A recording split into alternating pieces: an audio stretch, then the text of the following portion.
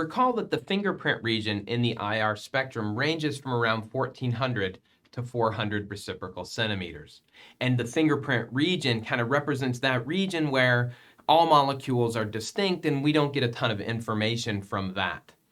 Except that there are two diagnostic bands that show up in the fingerprint region, and it's not always easy to find those. But what are those bands?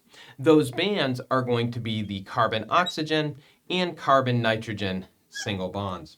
Now, very often we're going to have other information for those, but the CO is going to be around 1100 reciprocal centimeters, the CN in kind of the same area.